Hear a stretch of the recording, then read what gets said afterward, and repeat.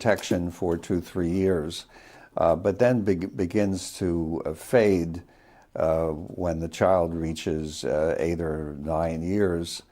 And a dose is recommended in pre-adolescence.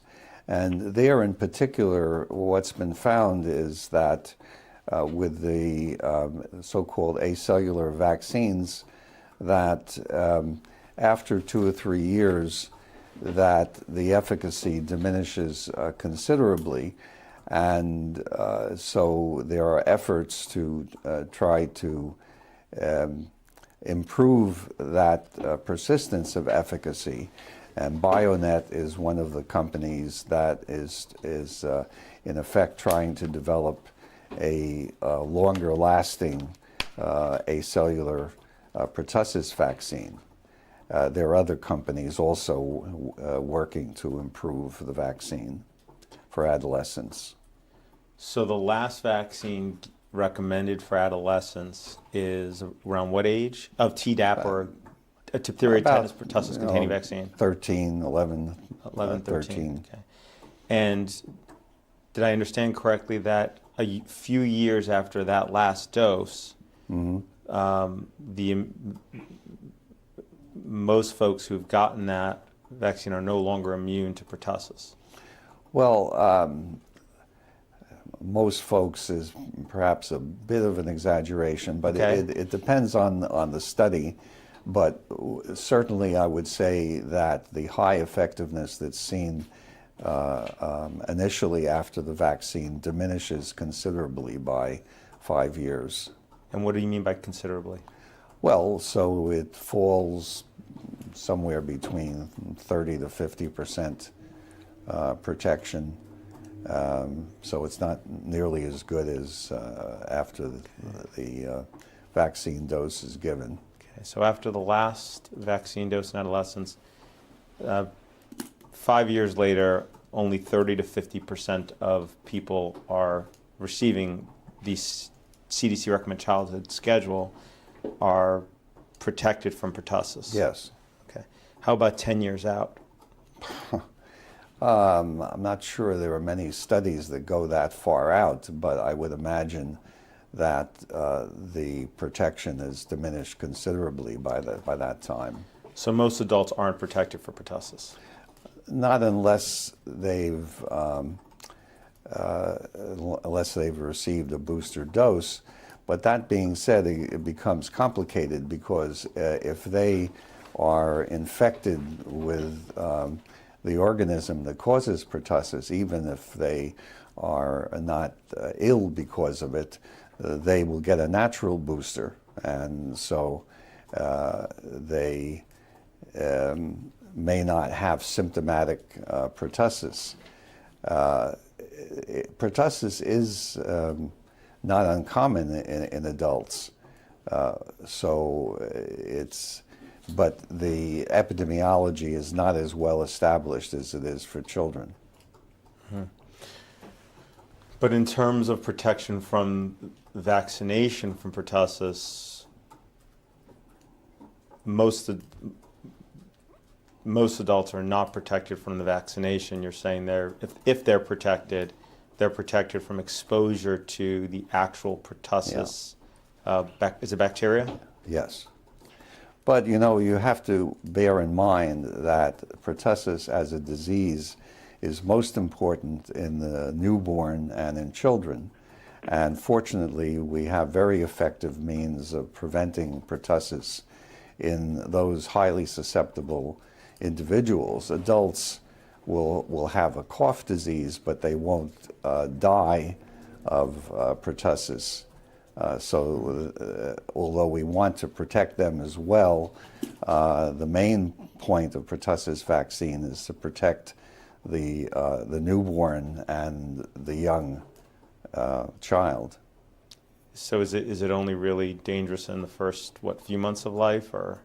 Yes, infants with pertussis may frequently die of pertussis, and that's why immunization in pregnancy is now practiced. In other words, to provide passive immunity to the infant during the first months of life before the infant is vaccinated. And if the mother had been exposed to pertussis bacteria itself and had immunity that way, that would also confer immunity to the baby? Yes, but one can't depend on that, whereas if you give a dose of vaccine during pregnancy, you can depend on the antibodies passing to the infant.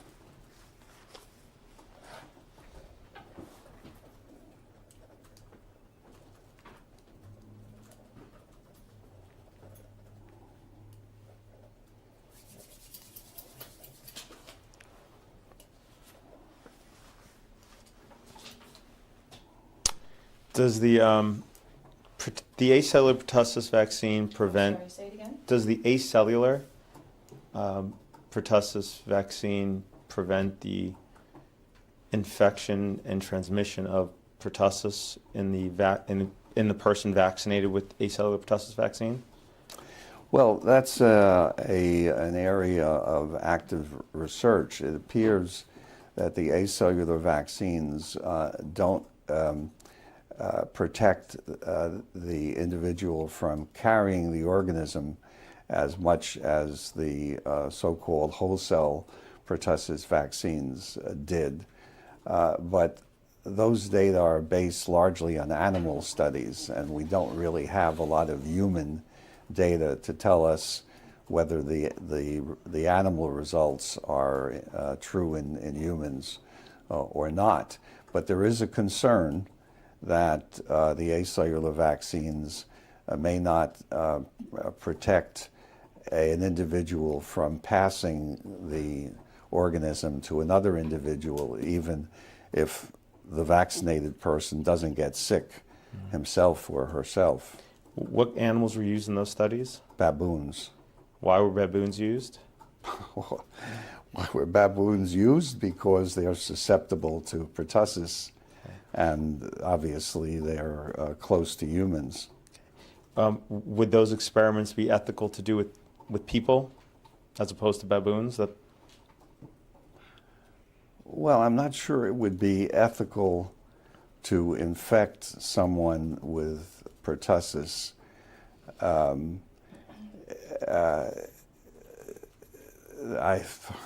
That would require an ethical committee to consider how the experiment would be done. For example, if someone were infected with pertussis and then given antibiotics soon after administration of the organism, that could be ethical because the antibiotics would cure the individual before he or she becomes ill. Wouldn't that mess up the study, though? Sorry? Wouldn't that mess up the study in terms of? It would certainly influence the study, but it could allow us to determine whether an individual who has been vaccinated with the acellular vaccine can pass the organism despite that vaccination to another individual. Has that study been done? No, Okay. it has not yet been done. In terms of the study that was done with baboons, that study, Yes. could that study be done with humans? Do you think any IRB approval could ever be obtained to do that study with humans? To allow an individual to develop symptomatic pertussis, I don't think that would be approved. Okay. What was, so in terms of the baboon studies that were done, those are about as good as you're going to get for those studies because you can't do the human studies, correct?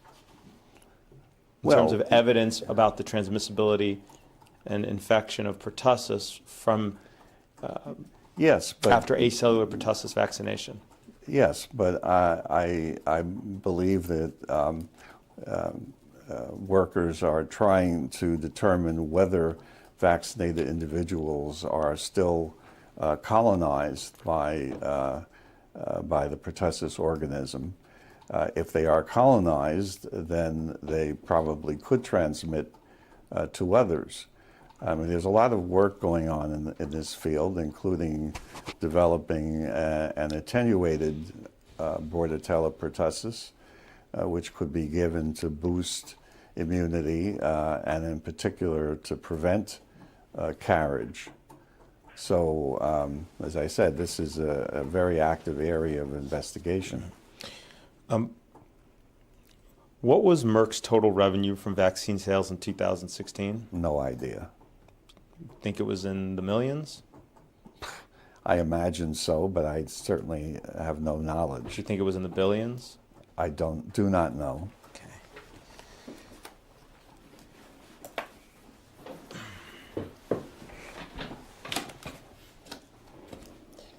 Do you know what the global sales of vaccines were approximately last year?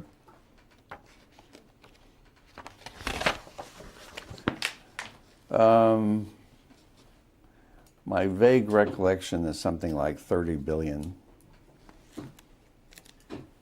30 billion. And do you know what percent approximately Merck's share of that was? No, Sanofi's? no, Glaxo? no, Or Pfizer? no. Combined, what do you have a sense of what percent those four represent in terms of that $30 billion in vaccine sales? Probably, I would guess, but it's purely a guess, 20 billion, 20 billion with a B. 20 billion. And I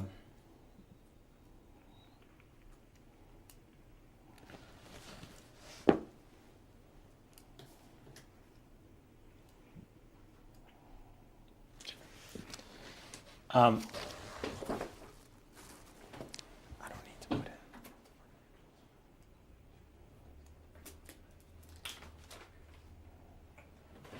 And the increase in the vaccine market has been due to the fact that new vaccines give higher profits, correct? Correct. Okay. Are you familiar with the New England, strike that. If I told you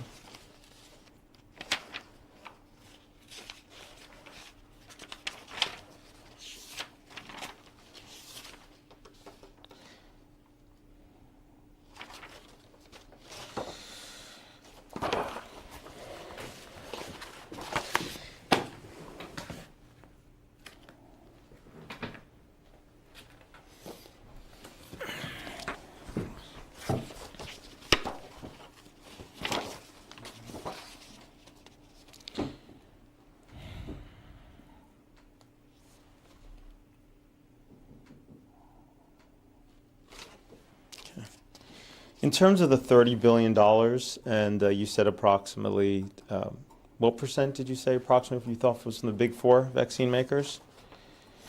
I said 20. I really don't have an accurate idea, but that's my guess. 20 Billion. billion. Okay. And you said what percent of that was related from the four big vaccine manufacturers? No, what I said was that I thought the overall income was 30, but that the big four probably account for 20. Okay. But those are purely guesses.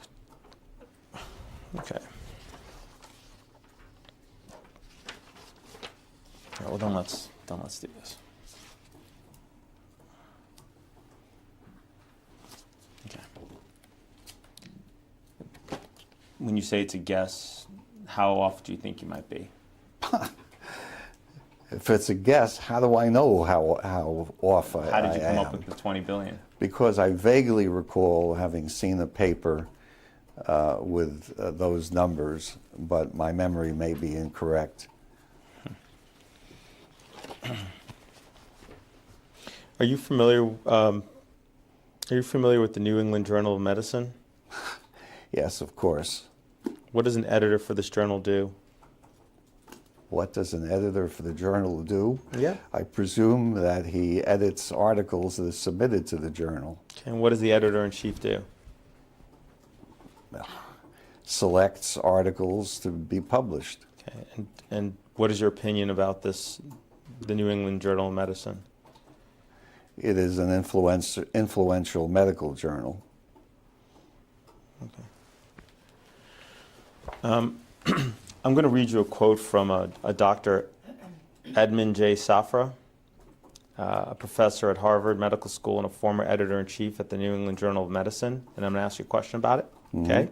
Yes. So the quote says, conflicts of interest and biases exist in virtually every field of medicine, particularly those that rely heavily on drugs or devices. It is no longer possible to believe much of the clinical research that is published or to rely on the judgment of trusted physicians or authoritative medical guidelines. I take no pleasure in this conclusion, which I reach slowly and reluctantly over my 2 decades as the editor of the New England Journal of Medicine. Are you familiar with that quote? No. Okay. Then let me read you a different quote, again by Dr. Angel, in which she blames the issue that I just quoted, the issues with truth in medical publishing on individuals that use the legitimacy of academia to push pharmaceutical company agendas.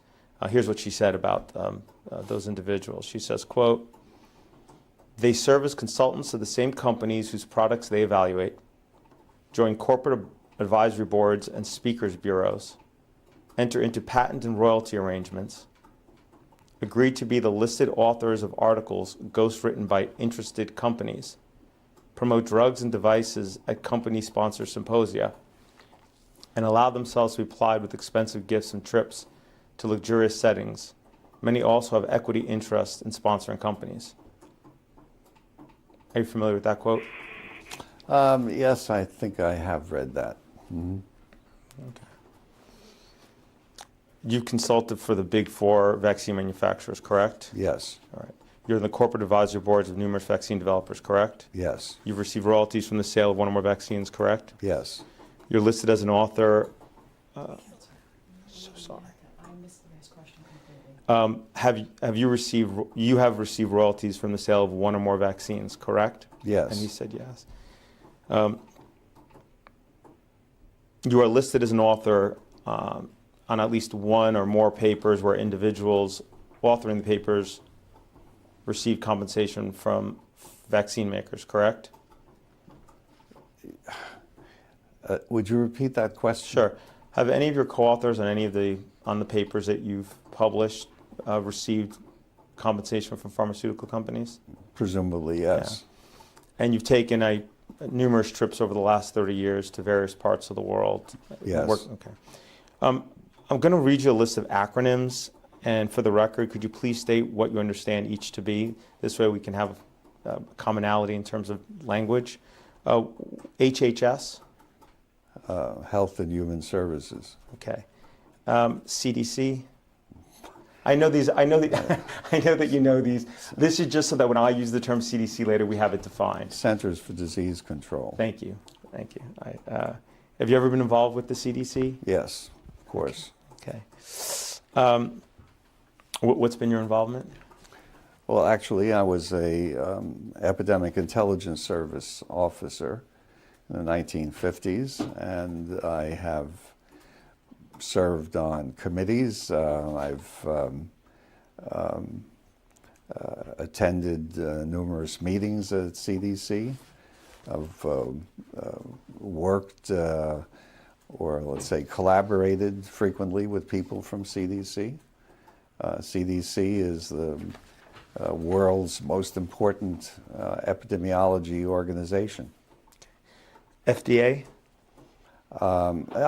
Yes, I've actually done consultation for FDA and interacted with people on FDA. Yes. And it stands for the Food and Drug Food and Administration. Drug Administration. And, Yes. and the FDA is an agency within HHS, correct? Yes. And CDC is also an agency within HHS? Yes. Okay.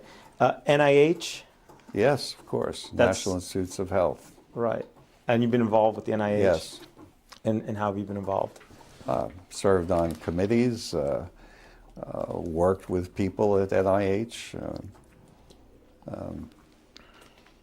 scientific collaborations. NIH is an agency within HHS as well, correct? Yes. Okay. HRSA? Not sure. Health Resources Services Administration? Okay. Right.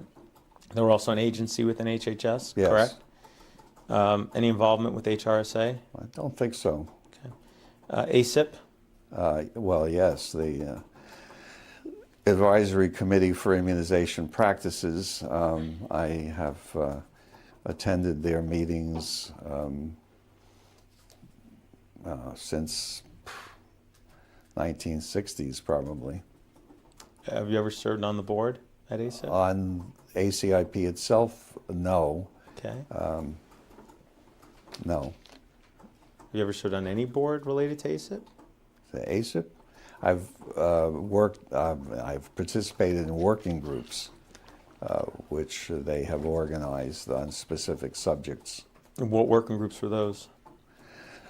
Let's see, mumps.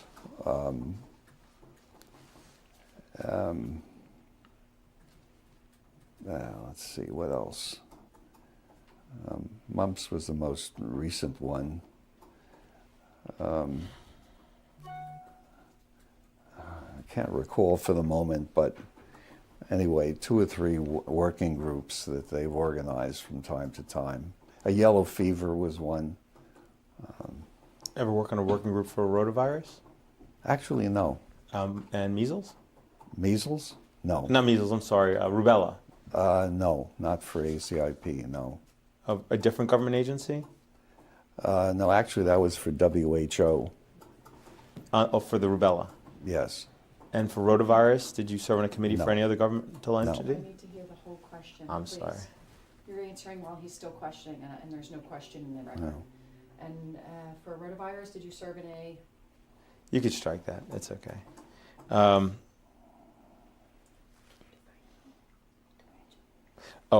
And WHO stands for? World Health Organization. Okay. Thank you.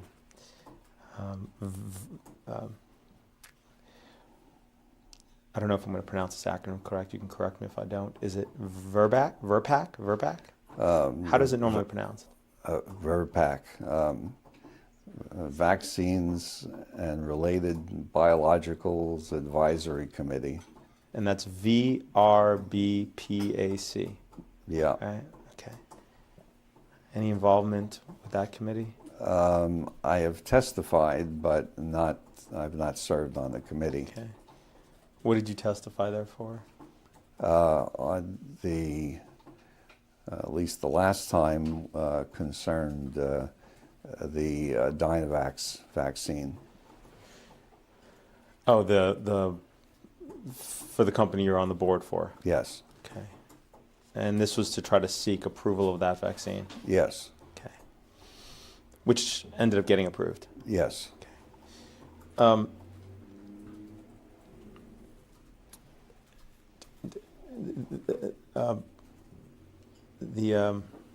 NVAC. National Vaccine Advisory Committee. Okay. I've given talks to the committee Okay. About what? about vaccines. Fair enough. It's anything in particular about vaccines or particular vaccines? No, actually, it was more or less general. I was not pushing any particular vaccine, but in relation to the administration and development of new vaccines. Ever give a presentation about the vaccine market? About the vaccine market? No. And so all of the agencies and committees we just listed, CDC, FDA, NIH, HRSA, ACIP, Verbac, and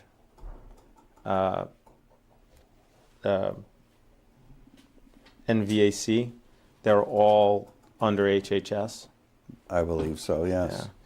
And what's the what about IOM? What does that stand for? The Institute of Medicine, now the National Academy of Medicine. Okay. Have you ever been involved with IOM?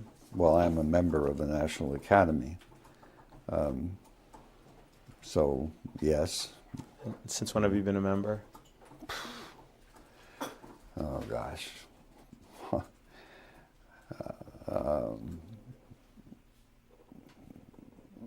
10 years, but that's just a guess. Okay. What is the National Childhood Vaccine Injury Act of 1986? Well, that's,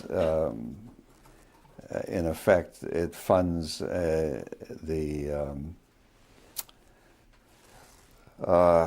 organization that what shall I say, receives requests from individuals who believe that they've been injured by vaccines and remunerates them if they decide that there was a possibility that the vaccine did cause injury. Okay, so if somebody's injured by a vaccine, this law provides that they submit a claim to Health and Human Services? Yes. And Health and Human Services then adjudicates? Yes. And those claims are filed in something called the Vaccine Injury Compensation Program, correct? Yes. Administered in D.C.? Yes. Okay. So, yeah. The respondent in those cases is HHS, the Secretary of HHS, and the Secretary of HHS in those cases is represented by the Department of Justice. Yes. To defend against claims that the vaccines cause injury, right? I would say that they determine whether there is a reasonable possibility that the vaccine caused injury. They, I would say, are relatively open and will give an award if there is a reasonable possibility.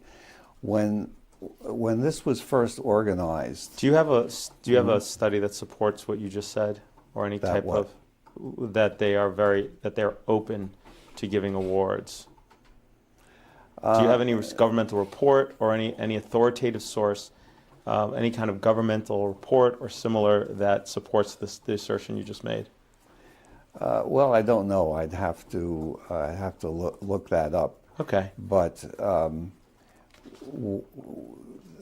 the principle was enunciated years ago by particularly by the American Academy of Pediatrics, and their idea, which I now think was a good idea, was that rather than have an adversary situation, that they would set up an organization whereby if there was a reasonable possibility of injury, that they would offer remuneration, as opposed to the situation where lawsuits were being filed against companies and having an impact on whether the company would continue to make the vaccine.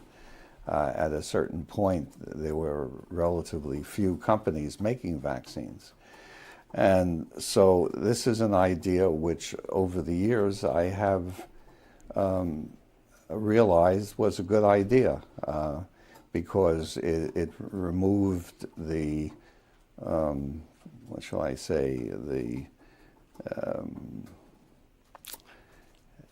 the oppositional part of the story and made it possible for people who thought that they had been injured to be remunerated, whether or not that was biologically the case. So is it your testimony that the Vaccine Injury Compensation Program is not an adversarial system? It's an adversarial system in that people have to have some reasonable information base to say that a child, let's say, has been injured, whether it's because of the vaccine or whether it's a chance occurrence, fortunately does not have to be adjudicated under this kind of system. That's only if it's a table injury, correct? Yes. But if it's not a table injury, then the petitioner would need Yes. to show that it was the vaccine that caused the injury. Yes. Okay.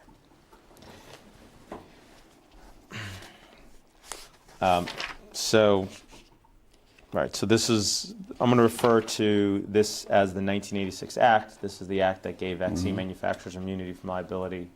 Yes. And you have to, yeah. Okay. For injuries caused by vaccines. Yes.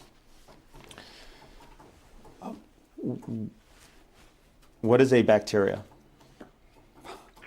It's a microorganism which has certain properties. It has a cell wall, and it has DNA within the organism, and it can, depending on what bacteria it is, it can multiply in humans and sometimes cause disease. Okay. How does it replicate? It divides. It has mechanisms for dividing and multiplying. And what is a virus? A virus is a DNA or RNA molecule with properties to produce proteins and to replicate in cells and make more of it, and is capable of causing disease under certain circumstances. Okay. When you say replicate in cells, Yes. do you mean in the host, the person that it infects? Yes. So it takes over the person it infects' own cellular DNA material? Well, it doesn't take over the DNA necessarily, but it is able to replicate in cells which, of course, have DNA. Not all viruses require that they influence the DNA of the cell, but they all are able to replicate in the cytoplasm or in the nucleus of the cells of the host. Okay. And in that fashion, they will spread from cell to cell? Yes. Okay. By duplicating themselves into more and more cells in the body? Yes. Okay. And the virus DNA you said it can be either DNA or RNA? Yes. Okay. And those DNA and RNA pieces, they provide coding for protein structures? Yes. Those protein structures are typically, DNA creates protein structures that are important for regulating bodily functions?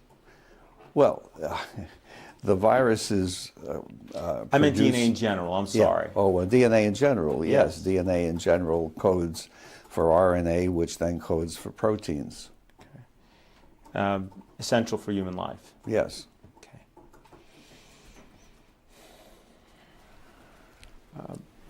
And is DNA shared across humans?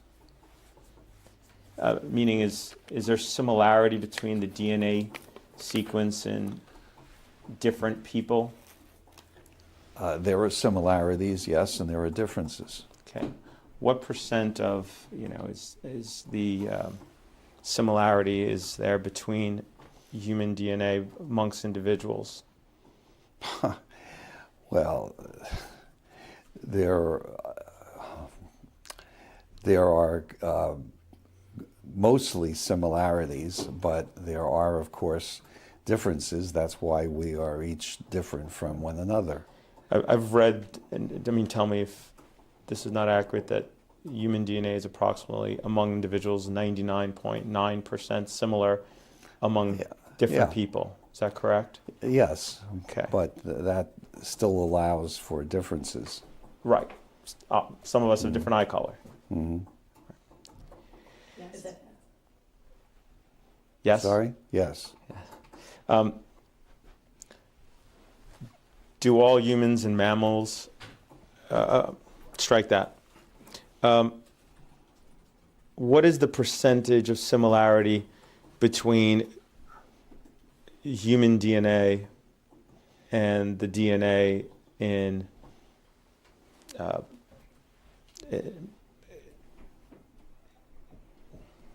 mammals of different kinds? Why don't we start with primates? Well, the similarities are in the upper 90s, no doubt, but one has to appreciate that the differences that occur are critical and result in critical differences. So the fact that we're, let's say, 99% similar to chimpanzees doesn't mean that the differences are the 1% difference is unimportant, because much of the DNA actually, the function of most of the DNA is unknown. So humans have between humans have about a 99.99% similarity in DNA, and between humans and I think you said chimpanzees about 99% similarity Yeah. in terms of the sequence. Yes. What about for other mammals, such as, let's say, between humans and chickens or cows, or is there a similarity? Well, there are similarities certainly, but there are key differences. That's what I was referring to. Even though much of the DNA is the same, most of the DNA that we have, the function of which is unknown. And what percent would you say is similar? With chickens, I don't know offhand. Cows? Do you know? Again, I don't know the number, Okay. but the point is that it doesn't require a large percentage of the DNA to be different. Sure. What about guinea pigs? If you don't know, that's Again, fine. You can just yeah, say you don't know. I don't know. Okay. Are you familiar with how the CDC makes changes to its pediatric vaccine schedule? Yes, Okay. Have you ever been part of that process? not part of the process, but certainly part of the discussion. Okay. An addition and changes to the CDC pediatric schedule is voted upon by ACIP, correct? Yes. Okay. What happens when ACIP votes for a pediatric vaccine to be added to the CDC's pediatric vaccine schedule for universal use? It is adopted by various medical organizations and recommended to the physicians. Okay. And so the pediatricians around the country rely on those recommendations to decide whether or not to administer a vaccine. Absolutely. Okay. And what about children in the United States that can't afford the vaccines recommended by ACIP? Well, until the present time, remains to be seen whether that will still be the case. The government pays for those children to receive vaccines. Okay. Is that called the Vaccine for Children program? Yes. And ACIP votes on whether or not to add a vaccine to that program, Yes. correct? Okay.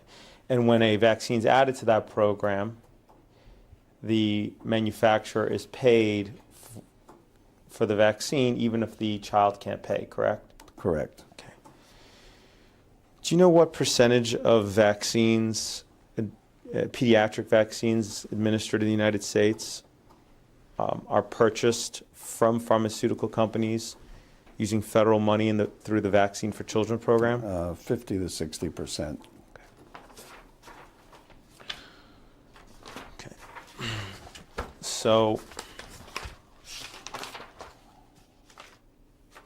when ACIP recommends a vaccine for universal use, it will essentially create a liability-free market of millions of children for this pharmaceutical company manufacturing that vaccine, right? The act provides payment to the pharmaceutical company to manufacture the vaccine. That is correct. You're talking about the 1986 Act? Yes, Right. And they're not liable for injuries from the vaccines, right? unless it is the result of bad manufacture. But not for, if it wasn't, not for design defect claims. Right. Okay. Meaning you can't sue a vaccine manufacturer claiming that they could have made the vaccine safer. Correct. Okay. Who comprises the voting members of ACIP? No, strike that. I didn't want the names. Let me ask it a different way. Are the individuals that serve on ACIP government employee? No. Okay. Where do these individuals come from? They come from all over the United States, and they are chosen because they have no conflict of interest. That is to say, they receive no funding from vaccine companies, but are thought to know something about vaccines nevertheless, with the exception of a community representative who is a layperson. So none of the members of ACIP have any conflict with regards to the manufacture, development, or a vaccination. Right. Okay. When was the first rotavirus approved by ACIP for universal pediatric use? That was, don't remember the year, but my recollection is that was in the 1990s. If I tell you June 25th, 1998, does that jog your memory? Yeah, that could be right. Yeah.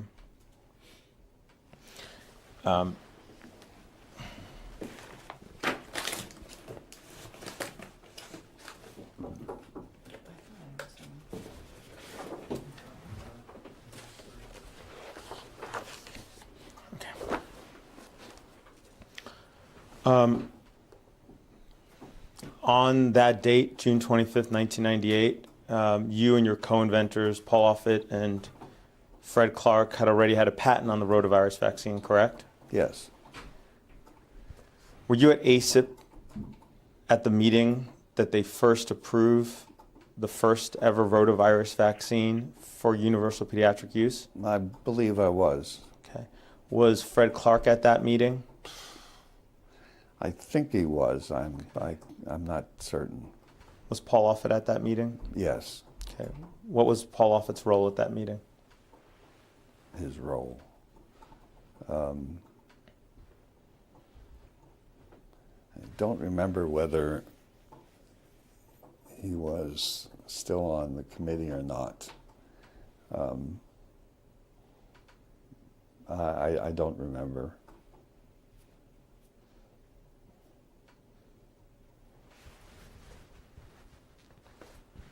He was on ACIP.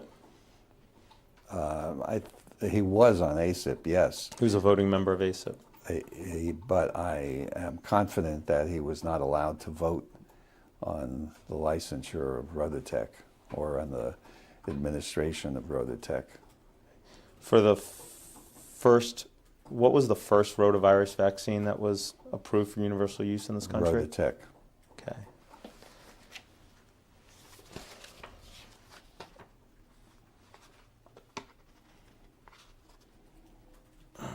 Well, is that the rotavirus vaccine that you worked on? Yes. There wasn't a rotavirus vaccine that was approved before that? I don't believe so. No. Well, yes, there was a vaccine that had been developed at the National Institutes of Health that had been licensed but was found to cause intussusception, and the manufacturer took it off the market. Okay. Poloff was on the committee and voted to approve that vaccine for universal use, correct? Very likely, yes. Okay.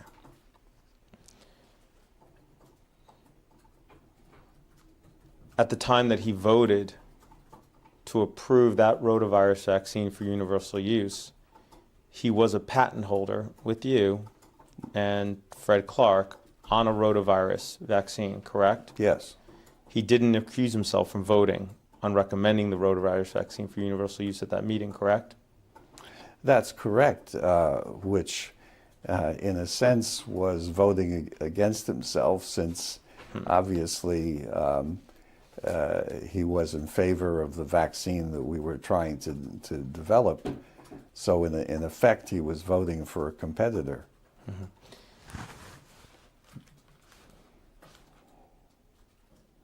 When you have one vaccine for a given disease approved for universal use, wouldn't that make it easier to then have another vaccine for that same disease approved for universal use? Assuming that the properties of the second vaccine were equal to or better than the first, yes. So approval of the first one paves the way for the second one, doesn't it? It paves the way in the sense that if people believe that rotavirus disease is worth preventing, they will want more than one vaccine licensed, so that in case there's a shortage of supply of one vaccine, there's an alternative. All right, so there's once you have one approved, it's a good idea to have a second one approved then, isn't it? It is, yes. Yes. Are you aware of the many other conflicts of interest regarding the vote to approve the rotavirus vaccine for universal use that we've just been discussing? That's been reported in a U.S. House of Representatives Committee on Government Reform report? No. Okay.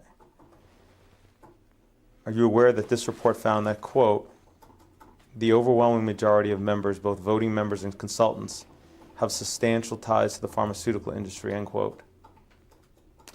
Well,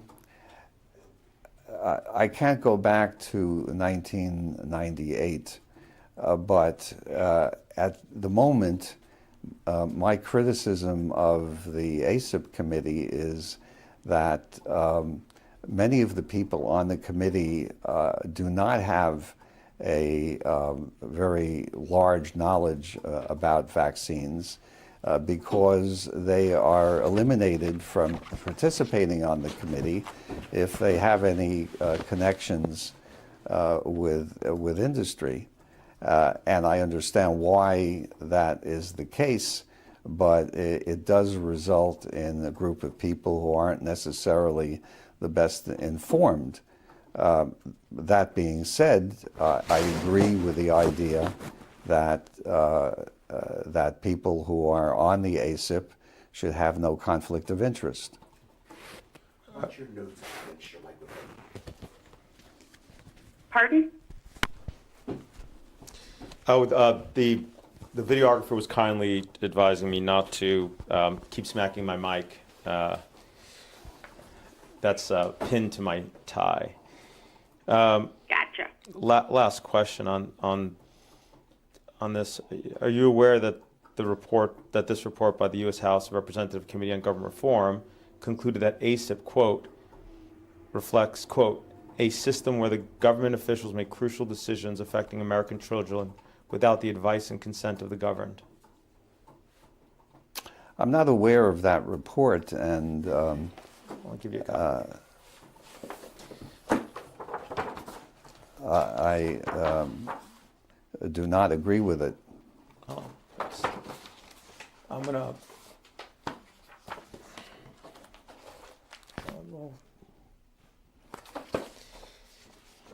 There, 9. I'm going to hand you what's being marked as Plaintiff's Exhibit 9.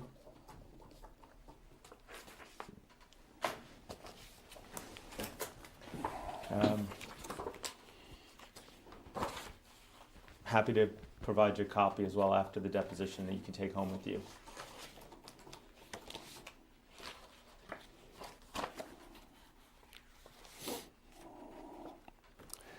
No, I will be interested in reading this, but I would say two things. One is that CDC certainly recently has lent over backwards to try to avoid people with conflicts of interest being on ACIP. And second, that ACIP meets under public conditions. That is to say, the meeting is open to the public, the meeting is on the web, so that thousands of people literally can observe what goes on at the meeting and decide for themselves whether or not there is any hanky-panky. So although, as I said before, I might wish that people with more knowledge about vaccines be on the ACIP, by and large, I think that they do a hell of a good job under public scrutiny. Are the working groups, are those also public? They are not public in the sense that the public does not attend the working group. The working group does report back to the full ACIP, and the working group's presentations are presented publicly. But the discussions that the working groups have and conference calls leading up to ACIP meetings, those are not transcribed, are they? They are not, no. Right. And the members and individuals who participate in those working groups, right, which often lead to what ACIP then rubber stamps, are permitted to have all forms and do have all forms of conflicts with industry, don't they? They may, but I would contest the word rubber stamp. I've never seen the ACIP rubber stamp a working group recommendation. Often it's just the opposite. You've also said that that the meetings are available to the public. You've attended, you said, almost every ACIP meeting, correct? Correct. Since, what was it, the 60s? Yeah, roughly, yes. And you attended the most recent one as well? The most recent one being, let's see, that would have been last October. Yes, I did. Did. Mm-hmm. Were you presented anything at that meeting? I presented the fact that I will no longer attend the meetings. Were you presented anything by the ACIP committee? Yes. What were you presented? I was told that there is a gavel with my name on it, that it will be used henceforth at the meetings. And they gave, so going forward, from this point forward, the gavel that's used at ACIP will have your name on it. Correct. Okay. You gave a speech at that meeting, correct? Yes. When they posted the video of that meeting on the internet, did they include your speech, Dr. Plotkin? I don't know, but I suppose they did.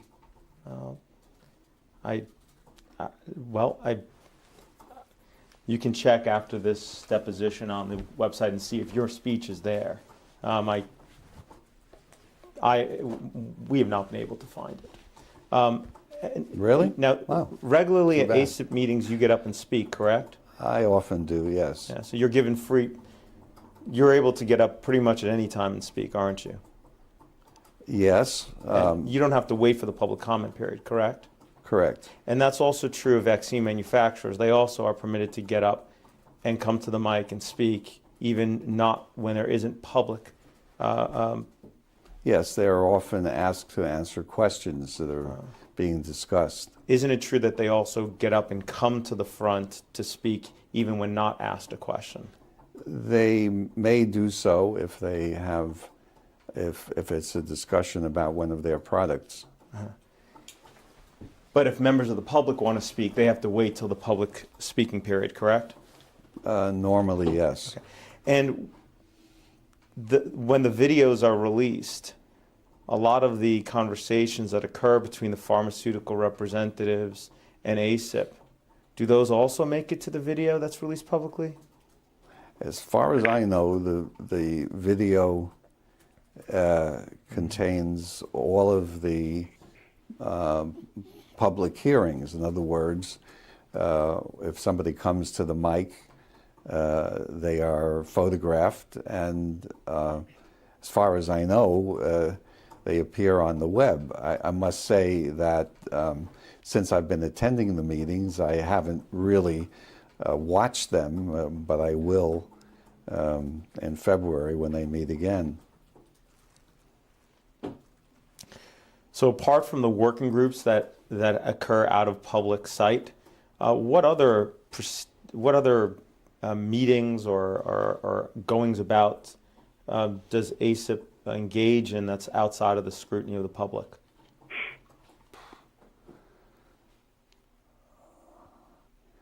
Aside from working groups, I'm not aware that they do have anything that's not public. I suppose they meet at lunchtime, and I don't attend those discussions, but that's all I know. Billions of dollars worth of rotavirus vaccine have been sold to date, correct? I believe so. I'm not acquainted with the sales figures.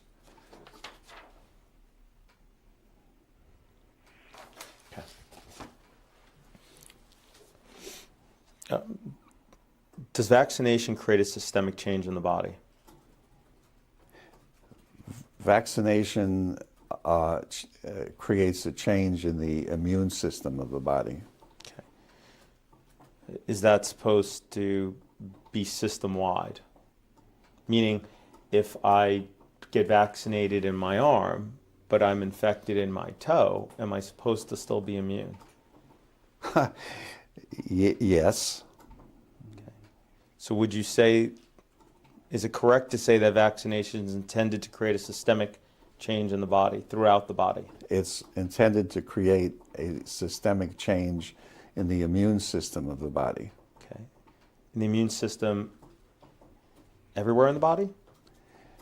The immune system is expressed everywhere in the body, yes. The immune system consists of antibody-producing cells and cells that are able to influence other cells.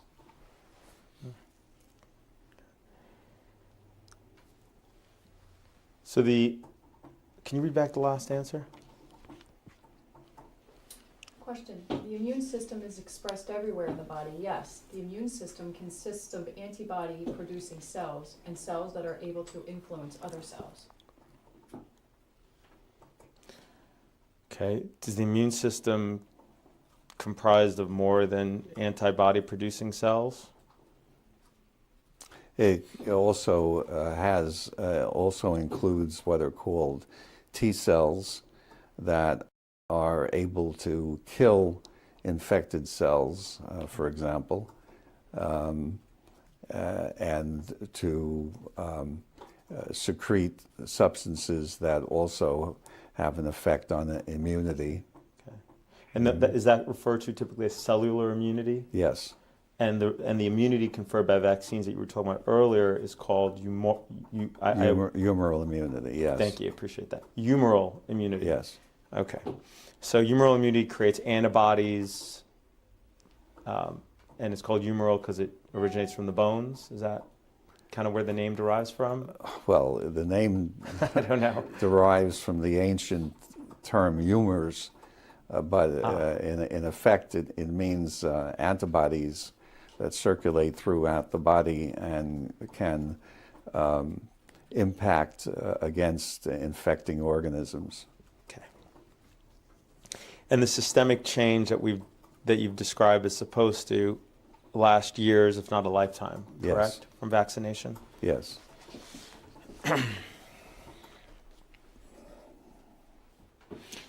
When you say interact with other cells, Hmm.